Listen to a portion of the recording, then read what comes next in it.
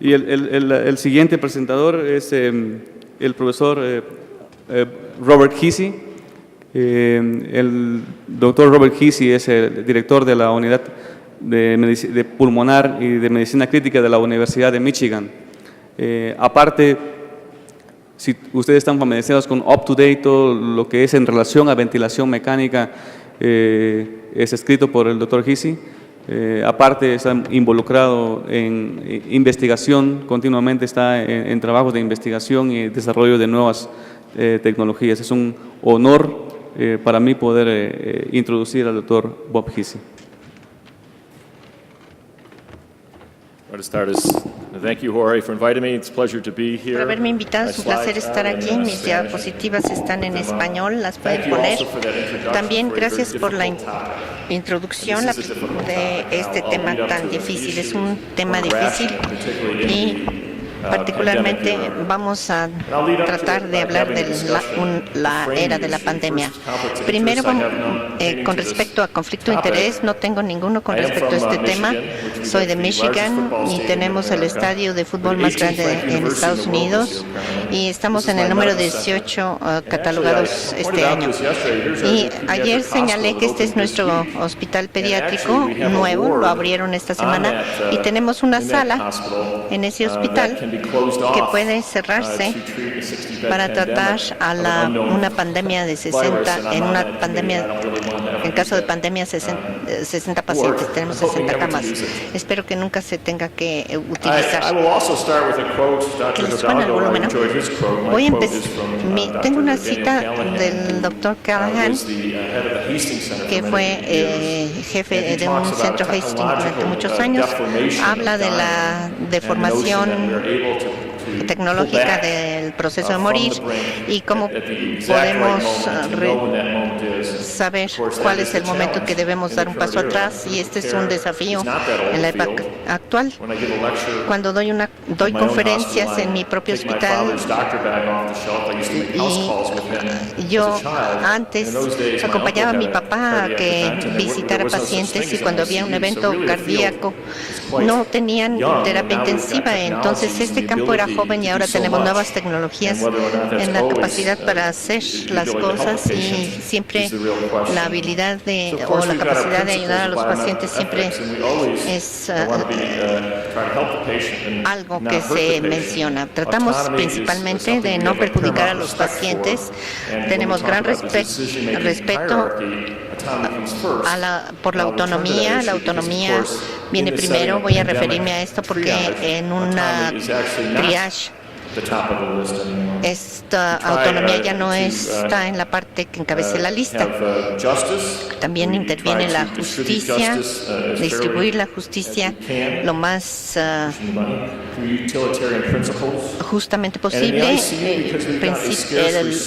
También hay que considerar utilitarismo y justicia distributiva. Tenemos una terapia intensiva de 30 camas en mi caso, y debemos de tratar de distribuir los recursos de la manera más justa posible para los pacientes. Entonces tratamos de ser justos y diremos que la justicia es justa. Con respecto a la toma de decisiones, se respeta la autonomía del paciente, particularmente si tiene capacidad para tomar decisiones y entender las consecuencias de las acciones. Y en un triage durante pandemia no es algo que se puede ya hacer, y tenemos una jerarquía relacionada con otras tomas de decisiones, como por ejemplo los miembros de la familia, y hasta cierto punto tenemos tendencias paternalistas y beneficentes, y se tiene el derecho y la obligación de dar una atención sensata a los pacientes. La última diapositiva, la diapositiva más importante que les puedo mostrar es esta, porque siempre pensamos en racionamiento de camas como algo que no tenemos que tomar en cuenta, pero si tengo 30 camas y tengo que decidir quién la ocupa y muchos pacientes evaluar y tenemos que decidir quién entra a terapia intensiva, quién no, aquí se ve un diagrama de un metaanálisis de pacientes que no llegan a terapia intensiva y que tienen mayor mortalidad. No estoy en un hospital entre que todas las camas sean de terapia intensiva y donde se pueda admitir a todos los pacientes. Tenemos que racionar las camas y esto ya sucede. Históricamente, ya que se está en terapia intensiva, la cama es de ese paciente, pero hay pacientes que ya no se pueden ayudar y si no los sacamos de ahí, hay pacientes que no podemos atender. No es cuestión de racionar si se raciona o no, sino hacerlo de manera inteligente y transparente y de la manera más justa posible. Y esto es importante porque cuando hablamos de un triage durante pandemia, tenemos que pensar que hay pacientes que no atendemos y que no pensamos en ellos, pero los pacientes que no atendemos también, si tomamos decisiones respecto a ellos, pues tiene importancia, tienen impacto. Ahora, ¿no están pasando la diapositiva hacia adelante? Vamos a irnos para atrás primero, a ver. Bien. Entonces, como ya mencioné, la terapia crítica es un campo bastante nuevo. No fue hace mucho tiempo que había limitaciones en cuanto a DNR o no reanimar. Y hace menos de 30 años se hizo aparente que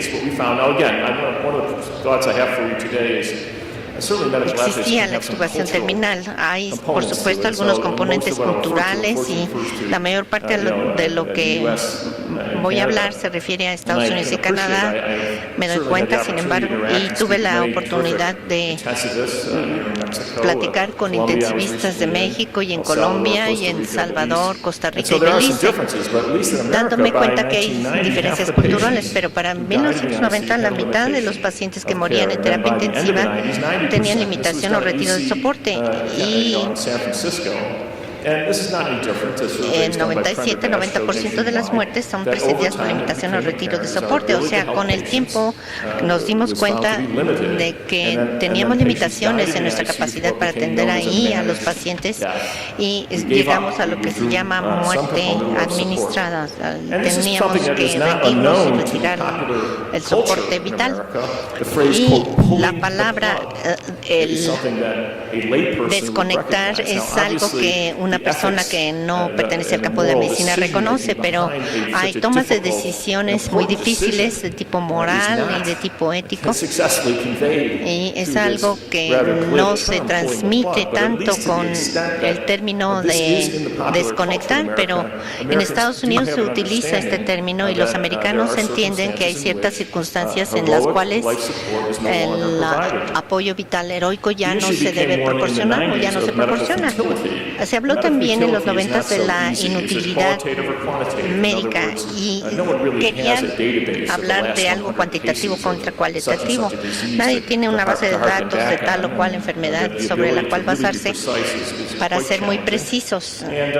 Y, por supuesto, no se puede utilizar la inutilidad de los recursos médicos como una vía de escape a la responsabilidad ética. Es más importante esta última al entender cómo se debe tratar a los pacientes. CPR a veces puede ser ya inútil.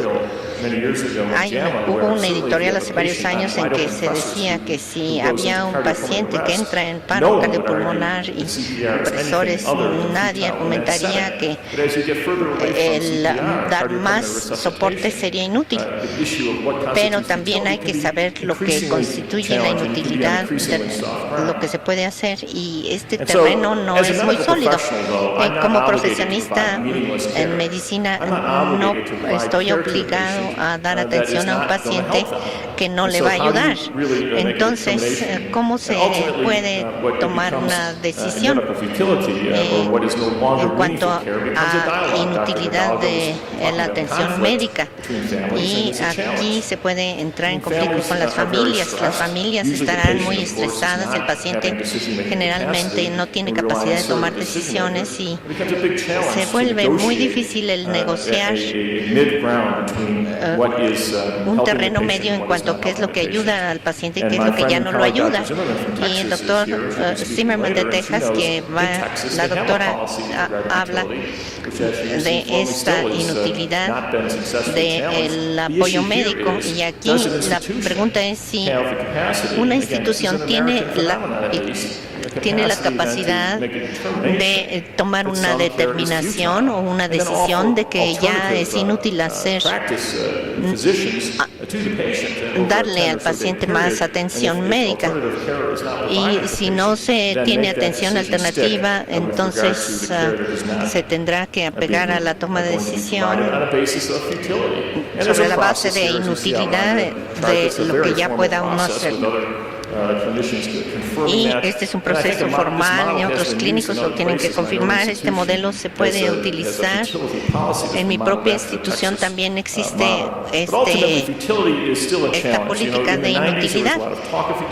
Y se habló mucho en los 90s de la inutilidad del apoyo médico, pero es un concepto en evolución y, como ya dije, sin embargo, la meta principal es llegar a este punto para discutir el tema de una triage pandémico. He tratado de describirles cuál es la ética médica actual, por lo menos en Estados Unidos, particularmente en cuanto a toma de decisiones, autonomía, respeto a autonomía y el problema de la inutilidad del apoyo médico. Como ya el doctor Hidalgo señaló en la película, ¿cuál es el peor escenario? Es lo que estamos aquí discutiendo. Si hay recursos limitados para la atención de pacientes, si tengo un número limitado de ventiladores y de médicos que puedan atender a los pacientes con ventilador, pues hay un límite en el peor escenario de casos en que se tendrán que tomar decisiones. Ojalá que nunca tengamos que estar en esa situación. Y estoy en el comité y no me agrada mucho, pero esto es una fotografía de la pandemia de 1918, y hablando ante ustedes no necesito decirles qué es lo que pasó con respecto a H1N1 en 2009. Esto se publicó en JAMA, y aquí, a pesar de que hubo un gran pico en mayo, son pacientes que se vieron en el Hospital Mercy, y vean todos los demás pacientes. En Estados Unidos el fenómeno empezó en primavera y después se presentó nuevamente en otoño. Esto es de noviembre de 2009. Los pacientes estaban en malas condiciones y los recursos en terapia intensiva estaban restringidos, pero nunca al punto que la toma de decisiones que describí fuera necesaria. Es decir, tengo un paciente en el ventilador que no está mejorando, tengo 2 pacientes en la sala de urgencias, ya no tengo ventiladores. ¿Qué es lo que debo hacer? ¿Seguir ayudando al paciente que no mejora con ese ventilador, o tomar la decisión difícil de ya no usarlo con él y pasar a usarlo con los otros pacientes de la sala, con otro paciente de la sala de urgencias? Una de las decisiones potencialmente puede perjudicar a un paciente. Entonces, ojalá no tengamos que vernos forzados a tomar esas decisiones, pero existe la posibilidad. Y en mi propio hospital se creó un comité por la influenza aviar, anticipando una pandemia mundial, y tenemos 100 ventiladores almacenados, y se puede duplicar la capacidad a un par de centenar de pacientes y médicos para atenderlos, siempre y cuando tengamos disponible personas para limpiar y para que todo lo demás funcione, que está por verse. Y tenemos que considerar 30% de ausentismo en personal médico, todo esto como consideración igualmente. Y aquí se sugiere el tipo de cosas que potencialmente podrían ocurrir en el peor escenario de casos, en el peor caso. Estamos hablando de una situación de pandemia que puede poner todos los recursos en juego. Regionalización, las terapias de rescate como ECMO y todo lo que vimos en los pacientes con la H1N1 tenían falla pulmonar muy severa, y en este caso de pandemia serían muchísimos quienes presentarían este caso al mismo tiempo. Entonces, si queremos atender a personas que estén en esas condiciones y que potencialmente se beneficien con el cuidado médico, habrá que hacerlo en un centro más grande. Por ejemplo, no hay oscilación de alta frecuencia en un hospital pequeño, mucho menos ECMO. Entonces, la pregunta es cómo abordar todo esto en el peor caso. Ojalá yo ya no esté ejerciendo cuando tenga que hacerlo. Pero debemos, como dice el dicho, prepararse para lo peor y esperar lo mejor. Entonces, tenemos que considerar la justicia. Y cuando hablamos de ventilación mecánica, el estándar de atención es el estándar de atención para falla ventilatoria. Básicamente, el estar en un ventilador, nadie va a argumentar que si alguien está con sípanos que no deba estar en un ventilador. Pero, ¿qué analogías podemos hacer entre una situación posible de una pandemia y un número limitado de ventiladores con verdadera limitación de recursos y otro tipo de situaciones? Bueno, un área es la trasplante de órganos, porque ahí hay escasez de recursos. Se hace trasplante de pulmón en 40 veces al año en Michigan, y hay más de 40 personas que estoy seguro se podrían beneficiar, y entonces muchas veces tendremos que tomar decisiones difíciles con respecto a quién se podría beneficiar, y considerando justificación ética y moral para poder racionar en caso de pandemia. Podemos hablar también de la utilidad social, y podemos hablar de dar soporte a las enfermeras porque necesitan trabajar, pero muchos dicen que ese es un argumento difícil cuando se está hablando de una enfermedad devastadora como SIDPAN, en que la inutilidad de recursos no es una manera suficiente como para sacar un modelo. ¿Quién debe recibir apoyo intensivo durante una emergencia de salud pública? Y la buena noticia es que aunque este es un área muy difícil, la literatura tiene artículos al respecto y podemos ver los modelos que se han diseñado. Y nuevamente, no quisiera estar en el caso, pero la ética en salud pública difiere de la perspectiva clínica. Ya hablamos de autonomía. Cuando hay escasez de recursos, siempre se va a elegir, se optar porque un paciente esté en un ventilador. Pero si llega un paciente de 70 años con múltiples comorbilidades, se va a mantener a ese paciente ahí en ese ventilador y no dárselo a una persona de 20 años previamente sana. Pues eso es lo difícil en una situación de este tipo. Entonces, la escasez de ventiladores durante una emergencia de salud pública puede hacer necesario que los médicos tomen decisiones difíciles, y ya los principios sobre los que nos regimos a lo mejor no son suficientes. Tal vez tengamos que tomar decisiones muy difíciles un día.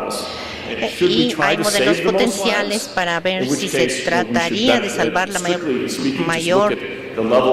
mayor número de vidas posibles, o según el nivel de los puntajes de deterioro. Se debe de salvar la mayor parte de los años vida, considerando la sobrevida a largo plazo, y tomar consideraciones comórbidas en consideraciones, o qué tanto tiempo viviría una persona si le salvamos la vida. Todas estas son cosas a pensar. Ahora, podemos escondernos detrás de la literatura, y podemos también ver lo que se hizo en Nueva York Y esto está tomado de internet y les muestro que tienen sus propios logotipos para ello, pero aquí lo que se trata es que se logre el mayor número de sobrevivientes, pero la asignación de recursos tiene que ser equilibrada y basados en la posibilidad de sobrevida. Hay situaciones en que no hay suficientes ventiladores para poder satisfacer la demanda. Y se ha elegido el puntaje SOFA, o sea, de evaluación de falla orgánica secuencial. Y básicamente la disfunción orgánica es lo que mide el puntaje, y esto relacionado con probabilidad de sobrevivencia. Si el SOFA es de 11, en terapia intensiva la mortalidad es de 80%, de modo que hay que contar con algo. Más que decir, yo no quiero atender a este, sino algo que sea útil. Y en Nueva York lo que decidieron usar es el puntaje SOFA. Voy a hacer una digresión para contarles una anécdota que a lo mejor no se traduce bien al español, porque no corresponde, pero un sofá también es un sillón. Y una vez estaba yo en una fiesta de Año Nuevo, me tuve que levantar muy temprano para ir a terapia intensiva, y mi anfitrión me dijo, tú no estás en la comisión de sobrevida, y dijo, tú sí me salvarías a mí, ¿no? Y entonces dije, ¿qué sofá tienes? Y entonces dijo, tengo un nivel de 3.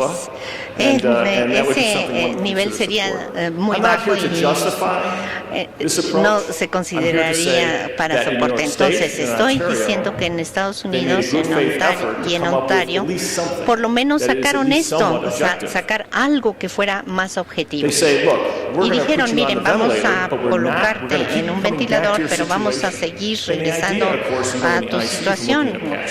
Y por ejemplo, en los puntajes Apaches, si se está muy mal, tan mal el día 3 como el día 1, tal vez no sea bueno.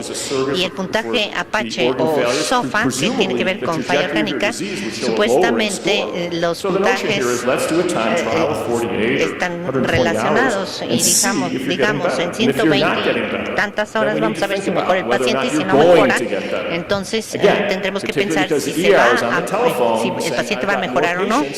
¿Por qué? Porque hay otros pacientes que están esperando el uso de los ventiladores, y tenemos pacientes en terapia intensiva que no mejoran. Y nuevamente les muestro esto, este modelo que se ha usado también en otro lado, y aquí lo tenemos. Afortunadamente no se ha tenido que poner en práctica, y aquí se trata de ver a los pacientes y cómo se catalogan. No necesariamente se daría soporte a todos. Un paciente en urgencias, si tiene cáncer metastásico y tiene 75 años, a lo mejor no llega al ventilador, aunque se quiera. Pero si no se mejora y la enfermedad indica que la falla orgánica no mejora, a lo mejor se tendrá el riesgo de que ya no se pueda seguir usando ese ventilador, para que ese recurso tan escaso, en caso de una triage en pandemia, se asigne a una persona que se pueda ayudar más. Y esto sale de terapia intensiva, porque el puntaje SOFA ya se ha hecho un modelo. Todo el mundo quisiera tener un sistema de puntaje que sea perfecto, pero esto no es perfecto. Una mortalidad del 80% es alta, pero quiere decir que de todos modos 1 de cada 5 llega a vivir. Y este artículo en terapia intensiva considera que el puntaje SOFA no se debe de utilizar aisladamente, y también dicen que el criterio clínico se debe utilizar, y que los profesionales de la salud tienen una mejor forma de considerar la complejidad de la enfermedad. Y Sin embargo, sugieren que de todos modos se calcule y registre el puntaje SOFA para comparar y registrar efectivamente el proceso de razonamiento que lleve a las decisiones en caso de que se requieran justificaciones o evaluaciones adicionales. Tenemos un panel de terapia clínica en donde yo también, al que yo también pertenezco, y que diario nos reunimos para hablar de circunstancias en caso de pandemia y recursos limitados para en caso de que se necesite atender a los pacientes y para poder llegar a acuerdos de quién se debe tratar cuando clínicamente no mejoran.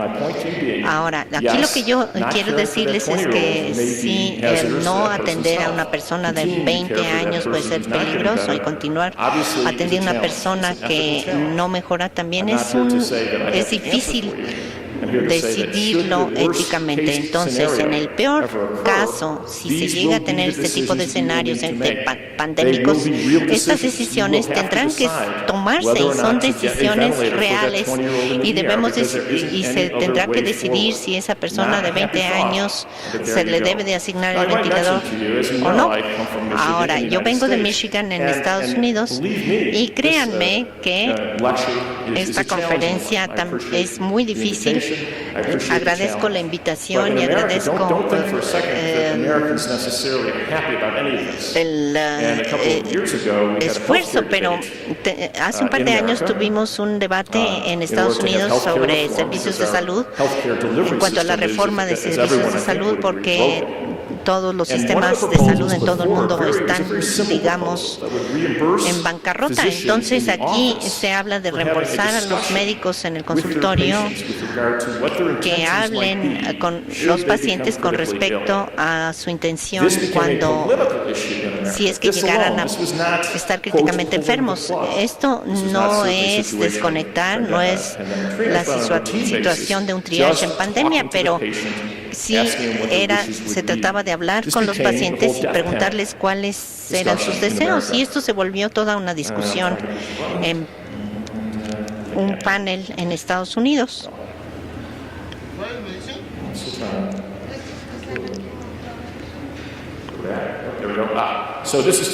Entonces esto está tomado de Fox News.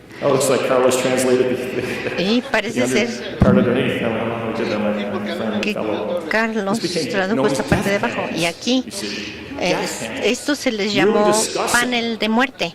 O sea, se estarían hablando de los deseos de los pacientes cuando estuvieran críticamente enfermos, y el decir que los pacientes no reciban atención en ese caso. Esto no hablando ni siquiera de una pandemia, sino una circunstancia rutinaria en que están abiertas las salas de terapia intensiva. Pero vean que el tema es muy controvertido y vean cómo lo fue también en Estados Unidos, ni siquiera pensando en la posibilidad de que se presente una pandemia. La H1N1 fue una pandemia, pero afortunadamente no se agotaron los recursos, pero el que no haya ocurrido en 2009 no quiere decir que no suceda en los próximos 6 meses. Y mi última diapositiva es una fotografía de terapia de una sala de terapia intensiva. Y les voy a dar otra cita de una persona que respeto mucho, Michel de Montaigne, que fue alcalde de Bordeaux, francés del siglo XVI, y dijo: si no sabes cómo morir, no te preocupes, la naturaleza te dirá qué hacer en el momento de manera completa y adecuada, lo hará perfectamente bien y no te molestes en pensar al respecto. Y es cierto, Montaigne fue muy sabio. Y lo que es cierto de esta aseveración, por supuesto, lo fue, digamos, hasta 1970. La muerte era algo familiar que toda la gente conocía, y ahora ya no es algo conocido, familiar. Ya la muerte se considera una falla de la medicina, y hasta hoy nos ponemos en la situación de tener una tecnología maravillosa en terapia intensiva, y no habría cosa que me que me gustara más que tener un paciente con CIRPA y que lo pueda yo tratar en un ventilador y que se recupere y se vaya a su casa. Sin embargo, hay circunstancias en que no se puede ayudar a todos los pacientes todo el tiempo, punto, y tenemos que decidir a quién ayudar. La buena noticia es que la mayoría de las veces todo funciona bien, seguimos contando con ventiladores y tenemos los medios, pero en el futuro podría ser este invierno o el próximo o a lo mejor nunca, pero podríamos enfrentar una situación en que necesitáramos más ventiladores de los que tenemos y más enfermeras y médicos que atiendan pacientes y no tenerlos. Entonces habrá que pensar lo que se ha sacado en Nueva York, en Ontario y en mi propia institución a colación, y no sé qué sucede aquí en México. La epidemia de H1N1 también puede presentarse en México, y muchas gracias. Eso es todo.